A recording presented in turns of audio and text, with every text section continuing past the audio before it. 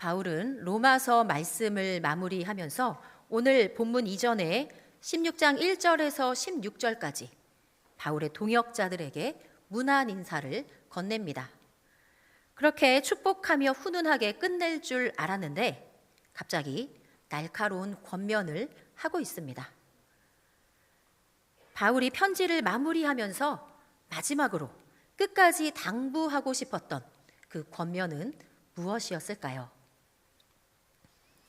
앞서 12장에서 15장까지는 바울이 우리 성도의 신앙생활에 대해서 권면을 하면서 특별히 이웃사랑을 계속해서 강조했는데 오늘 17절 말씀에는 살피고 그들에게서 떠나라고 말합니다.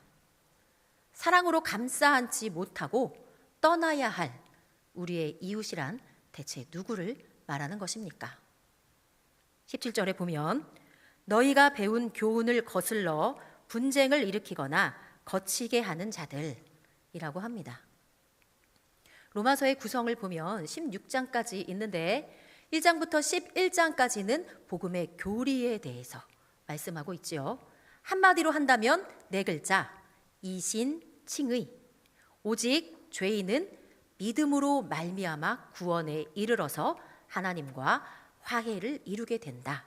이것이 복음의 핵심입니다.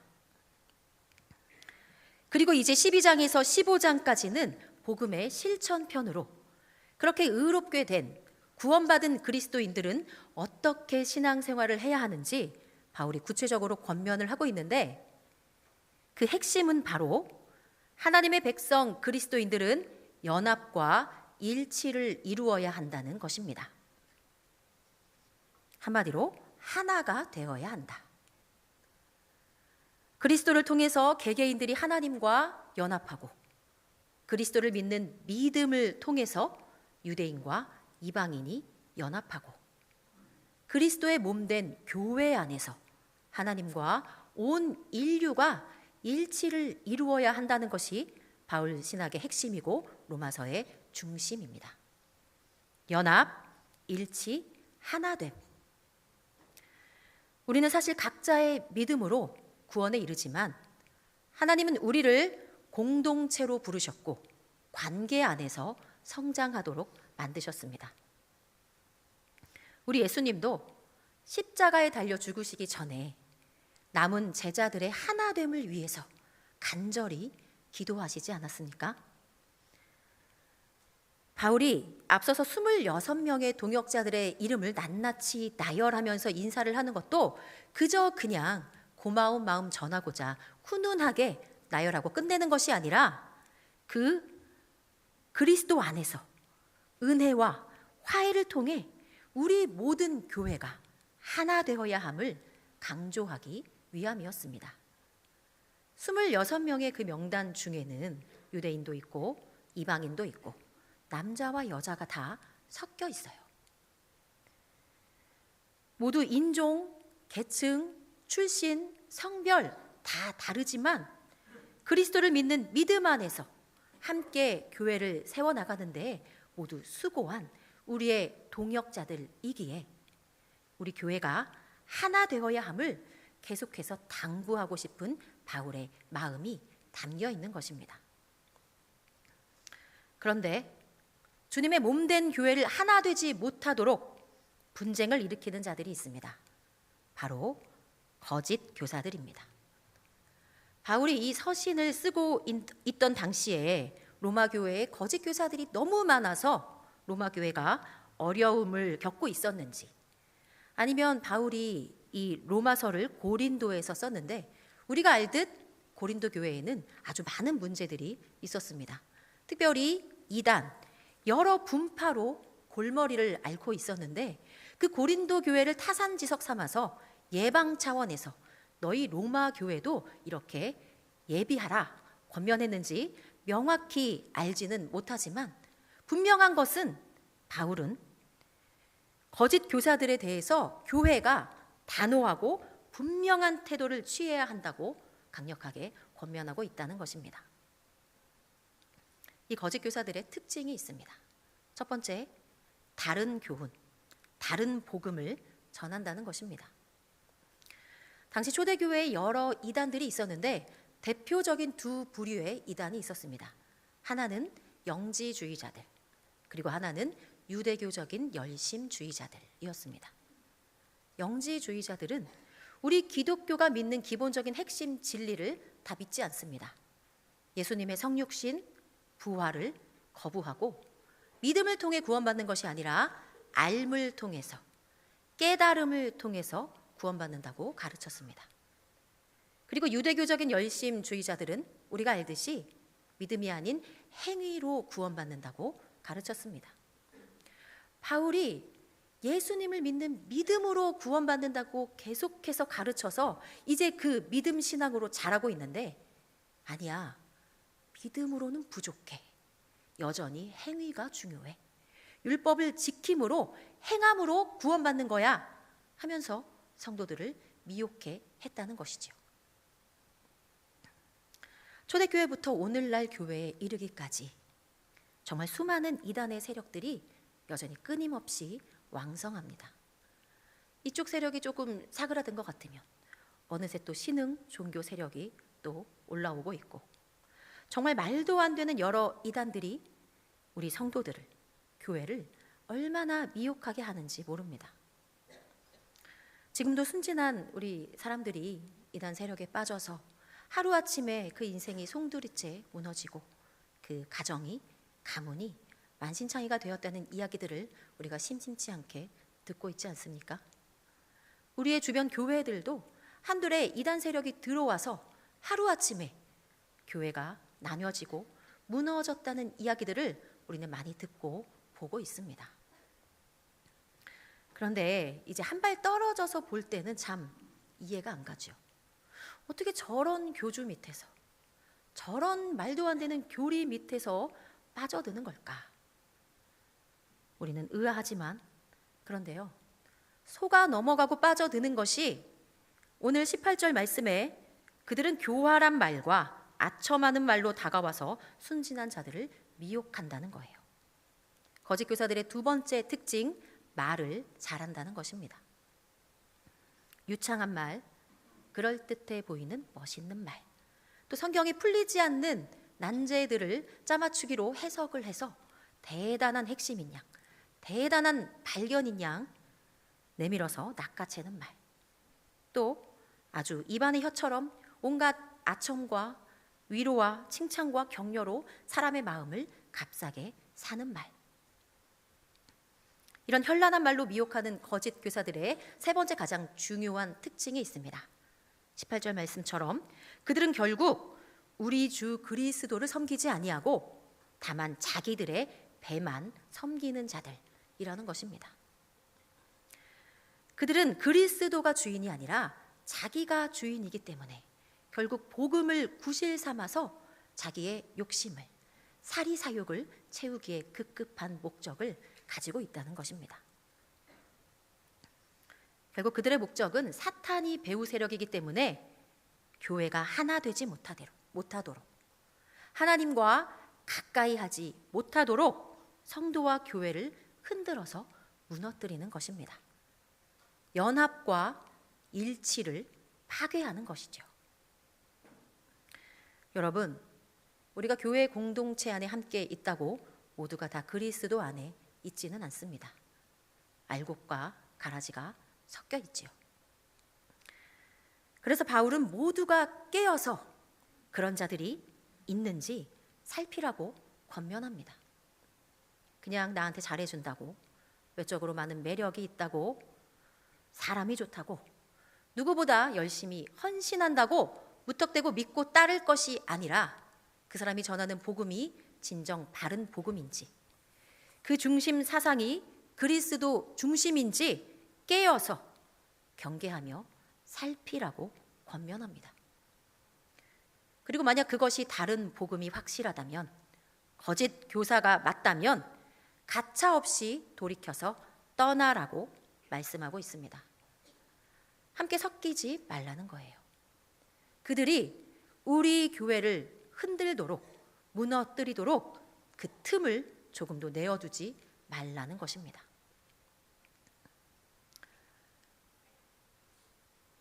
우리 교회도 예외일 수 없습니다. 그래서 우리 모두가 말씀에 깨어서 분별하여 모두 경계하며 살펴야 하겠습니다.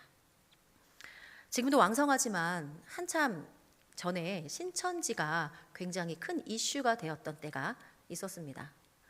그때 이제 방송에서도 그 신천지에 대한 이야기들을 많이 다루었는데, 그때 한 다큐에서 신천지에 빠졌다가 탈출한 한 청년의 인터뷰를 들었던 것이 지금도 생생합니다. 그 청년이 원래는 모태 신앙인인데 열심히 교회 생활을 하다가 어느 순간 조금 방황을 하면서 교회 생활을 등지게 됐대요.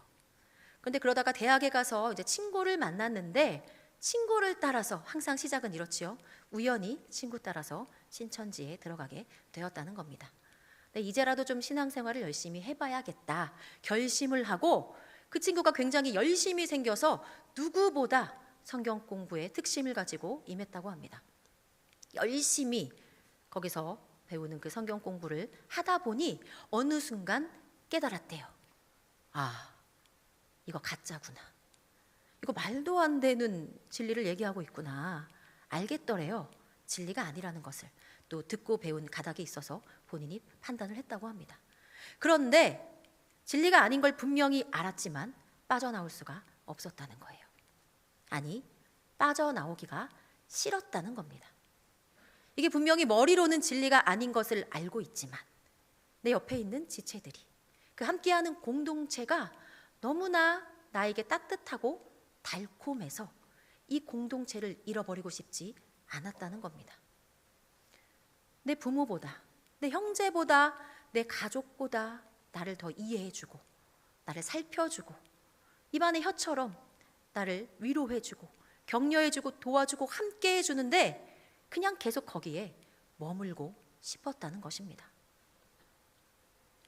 그러나 여러분, 우리 그리스도인들은, 우리 교회 공동체는 사람에 의해서, 정에 의해서 흔들리는 것이 아니라 오직 복음의 진리를 기준 삼아서 그런 것과는 절대 타협을 해서는 안 됩니다. 오직 예수, 오직 성경만을 따르면서 그 안에서만 우리는 연합할 뿐입니다. 여러분, 사람을 보지 마십시오. 우리가 믿고 신뢰하고 따를 대상은 오직 예수 그리스도 한 분뿐입니다. 우리가 이렇게 다른 복음, 거짓 교사를 분별하고 여러 윤리적으로나 교리적으로 옳고 그름의 판단이 될 수 있는 중요한 3가지 시험이 있습니다. 이 질문은 우리의 모든 선택과 판단의 기준이 되는 그런 질문인데요. 첫 번째, 성경적인가? 두 번째, 그리스도를 높이고 영화롭게 하는가? 세 번째, 선을 추구하는가? 그 어떤 영적 지도자이든지 교회 공동체이든지 어떤 가르침이나 책이나 영화나 그 모든 교훈을 통틀어서 이 3가지 가치를 기준 삼아 판단하시기 바랍니다. 아무리 감언이설로, 탁월한 리더십으로, 카리스마 있는 말로, 또 따뜻한 친밀감으로, 성령의 은사로 다가올지라도 성경적이지 않다면, 그리고 그리스도를 드러나고 높이는 것이 아니라 사람을 돋보이게 한다면, 아무리 좋은 의도일지라도 선한 일이 아니라면 그것은 반드시 다른 교훈입니다. 명확한 기준으로 늘 깨어서 지혜롭게 분별하시기 바랍니다. 바울의 이런 염려에도 그래도 당시 로마 교인들은 진리를 따르며 복음에 순종하여서 교회 공동체를 잘 세워나갔던 것 같습니다. 우리 19절 말씀을 함께 읽겠습니다. 너희의 순종함이 모든 사람에게 들리는지라. 그러므로 내가 너희로 말미암아 기뻐하노니 너희가 선한 데 지혜롭고 악한 데 미련하기를 원하노라. 바울은 로마 교회의 순종함이 모든 사람들에게 좋게 소문이 나서 그로 인해 기뻐한다고 말하고 있습니다. 그러면서 다시 강조하기를 너희가 선한 데 지혜롭고 악한 데 미련하기를 원한다 권면합니다. 우리가 너무나 잘 알고 있는 구절이지요. 이 구절로 만든 찬양도 있는데 혹시 아시나요? 로맨 16, 19, say. 저만 아나요? 선한 데는 지혜롭고 악한 데는 미련하라. 중고등부 처음 듣죠. 요즘은 잘 안 하는 것 같은데 제가 중고등부 다닐 때는 이 찬양을 정말 매주 불렀어요. 그래서 뭣도 모르고 그냥 막 춤추면서 신나게 불렀던 기억이 있습니다. 여러분, 이것이 바로 믿음 안에서 일치를 이루는 우리 그리스도인의 선과 악에 대한 분명한 태도입니다. 이것이 미혹에 빠지지 않고 끝까지 진리를 따를 수 있는 우리 교회 공동체의 비결입니다. 선한 데는 지혜롭고 악한 데는 미련하라. 그런데 선한 데와 악한 데 둘 다 지혜로워야 할 것 같은데 왜 선한 데는 지혜롭고 악한 데는 미련하라고 했을까요? 이 원어적으로 보면 이 지혜롭다는 것은 영적으로 민감하고 노련하다는 것입니다. 그리고 미련하다는 것은 악과 섞이지 않는, 물들지 않는, 둔한 이런 뜻이니까 말하자면 선한 일에는 노련하고 민감하게 대하고 악한 일에는 순수하여 물들지도 말라는 것입니다. 바울은 고린도전서 14장 20절에서 비슷한 맥락의 말씀을 또 전했는데 지혜에는 아이가 되지 말고 악에는 어린아이가 되라. 우리 예수님도 마태복음 10장 16절에서 제자들을 전도 여행으로 파송하시면서 이렇게 말씀하셨지요. 너희가 뱀같이 지혜롭고 비둘기같이 순결하라. 또 필립스 영어 성경은 오늘 로마서 16장 19절 말씀을 이렇게 번역했습니다. 나는 너희가 선에는 전문가가 되고 악에는 심지어 초보자조차도 되지 않는 것을 보고 싶다. 정리해보면 선한 일에는 노련하고 장성한 전문가처럼 대하고 악한 일에는 아예 아무것도 모르는 어린아이처럼 초보자처럼 아니 문외한처럼 입문도 하지 말라는 것입니다. 선한 일의 전문가처럼. 여러분, 우리가 전문가라고 하면 어떤 사람을 전문가라고 하지요? 일단은 그 분야에 대해서 지식적으로 빠삭한 사람을 전문가라고 합니다. 그렇다면 선한 일의 전문가라는 것은 무엇에 대해서 빠삭해야 할까요? 선에 대해서. 무엇이 선이고 무엇이 악인지 확실하게 구별하는 사람입니다. 그런데 여기서 선이라는 것은 도덕적이고 사회적인 규범적인 선이 아니라 하나님의 법이지요. 때문에 하나님의 법, 성경, 하나님 말씀에 대해서 전문가처럼 지식적으로 빠삭해야 된다는 것입니다. 그저 목회자들에게만 그 일을 맡기고 아멘으로만 화답하지 마시고 내가 스스로 성경을 날마다 읽고 묵상하고 연구하고 상고하면서 이 뜻이 무엇인지 분명히 알아야 한다는 것입니다. 이미 우리에게 주신 이 진리의 말씀 성경 로고스, 이 뜻이 무엇인지 헤아리고 또 우리 각자에게 특별한 은혜로 주시는 말씀 레마, 그 말씀도 우리가 계속해서 깨달아 알아야 합니다. 왜냐하면 우리 하나님은 다른 무엇보다 말씀을 통해서 우리에게 그분을 보여주시고 그분의 뜻을 가르쳐 주시기 때문입니다. 그래서 우리가 날마다 열심히 큐티도 하고 또 셀 모임을 통해서 우리 받은 말씀에 대해서 다시 한번 상고하고 나누면서 말씀과 삶을 연결해 보려고 애쓰고 또 여러 훈련에도 참여하면서 그렇게 하나님의 뜻을 알아가려고 더욱더 노력하고 있지 않습니까? 이제 다음 주부터 훈련이 시작되는데 이번에 또 훈련 신청하신 모든 분들 특별히 응원하고 축복합니다. 여러분들의 그러한 간절함, 열망과 성실한 수고가 또 좋은 열매로 맺어지기를 축복합니다. 아멘. 그런데 또한 전문가는 그저 지식만 다 안다고 되는 것이 아닙니다. 그저 아는 것에 그치면 안 됩니다. 전문가라면 경험을 통해서 익숙해진 사람들입니다. 이 분야의 이론이 이건데 내가 수십 년에 걸쳐서 해보니까 이게 진짜 맞더라. 이 이론을 여러 수십 년의 임상을 통해서 직접 그대로 경험하여서 증명해낸 사람들을 우리가 전문가라고 합니다. 그러니 우리가 알고 배운 이 말씀을 그냥 아는 것으로 그치는 것이 아니라 이 말씀대로 내가 직접 따라보고 순종해 보면서 이 말씀대로 내가 살았는데 이것이 진짜 맞더라, 내 삶으로 증언할 수 있을 때 진짜 전문가라고 할 수 있습니다. 말씀의 열매는 순종할 때, 실천할 때 비로소 맺게 됩니다. 선한 일에 누구보다 전문가 되시기를 축복합니다. 그렇다면 악한 일에는 뭐처럼 대하라고요? 문외한처럼. 어린아이 초보자도 안 됩니다. 여러분, 초보자도 밤새서 열심히 조금만 하면 금세 전문가 됩니다. 그래서 아예 문외한처럼, 문 밖에 서서 성 안에 일어나는 일은 전혀 모르는 사람처럼 그렇게 악과는 전혀 상종을 해서는 안 됩니다. 세상 사람들은 말합니다. 좀 술도 좀 먹어봐야 해로운지 알고, 이 남자 저 여자 좀 많이 만나봐야 나한테 맞는 사람 누군지 또 판단할 수 있고, 그리스도인들도 목회자들도 세상 사람들 다 하는 것 좀 다 경험해봐야 안목이 생긴다고 말합니다. 그러나 여러분, 악한 일에 대해서는 절대 그렇지가 않습니다. 한 번쯤이야, 이 정도쯤이야, 이 정도 선에서 내가 충분히 컨트롤할 수 있다고 자신하면서 발을 디뎌서는 안 됩니다. 우리가 발을 대면 앉고 싶고, 앉으면 눕고 싶고, 누우면 일어나기 싫은 게 사람 마음이지요.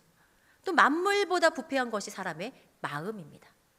그래서 저는 제 마음의 양심과 절제력을 신뢰할 수 없습니다. 대적마귀가 우는 사자와 같이 틈만 나면 우리를 뒤흔들려고 애워싸고 있습니다. 분열이 무엇입니까? 한 번에 그냥 무너지는 것이 아닙니다. 작은 틈, 그 균열 사이를 허용하다 보면 조금씩 커져서 어느새 정신 차려보니 무너지는 것이 바로 분열입니다. 그래서 성경은 말씀합니다. 데살로니가전서 5장 22절 말씀, 우리 함께 볼까요? 악은 어떤 모양이라도 버리라. 또 우리가 잘 알고 있는 시편 1편 1절 말씀, 복 있는 사람은 악인들의 꾀를 따르지 아니하며 죄인들의 길에 서지 아니하며 오만한 자들의 자리에 앉지 아니하고. 혹시나 여러분의 삶에서 타협하고 있는 악의 문제가 조금이라도 있다면 바로 돌아서시기를 권면합니다. 이미 문외하는커녕 전문가가 되었어도 상관없습니다. 이제라도 나와 상관없는 것처럼, 문외한처럼 문 닫고 뒤돌아서서 나와버리면 그만입니다. 거짓 교사들뿐만 아니라 모든 악한 일에는 경계하며 떠나는 것이 상책입니다. 악에는 그 누구보다 문외한 사람이 되시기를 축복합니다. 사랑하는 성도 여러분, 그러나 우리가 이런 거짓 교사들의 미혹에 대해서, 이런 영적인 싸움에 대해서 너무 두려워할 필요는 없습니다. 우리가 선과 악의 기로에서 선택을 잘 하고 있는지, 거짓된 영과 교훈에 전전긍긍하며 두려워하지 않아도 될 것은, 우리에게 온전히 책임이 있지 않은 것은 바로 하나님께서 모든 악의 세력으로부터 이미 승리하셨기 때문입니다. 우리 오늘 20절 말씀 함께 한 목소리로 다시 읽겠습니다. 20절 시작. 평강의 하나님께서 속히 사탄을 너희 발 아래에서 상하게 하시리라. 우리 주 예수의 은혜가 너희에게 있을지어다. 아멘. 아무리 거짓 교사들이 주의 몸된 우리 교회를 흔들려고 무너뜨리려고 애쓰고, 또 우리 성도들을 주님께로 가까이 가지 못하도록 미혹한다고 할지라도 이미 결국 패배한 사탄의 세력은 마지막 심판의 때에 완전히 멸절되고 말 것입니다. 때문에 우리는 이미 승리하신 주님 편에 그저 서 있으면 될 뿐입니다. 사랑하는 성도 여러분, 사탄은 틈만 나면 우리에게 분열을 일으키려고, 우리를 무너뜨리려고 공격하지만, 우리 주님의 뜻은 언제나 우리 교회가 하나 되는 것입니다. 우리 성도 각자 깨어서 진리의 말씀에 굳게 서서 선한 일에는 전문가처럼, 악한 일에는 문외한처럼 분별하여 적극적이고 성실하게 싸워서 마지막 주님 만나는 그날에 참된 승리의 기쁨을 맛보는 우리 모두가 될 수 있기를 주님의 이름으로 축복합니다. 아멘. 사랑의 하나님, 말씀과 기도로 거룩하여 날마다 주님의 뜻을 분별하며 따르기 원합니다.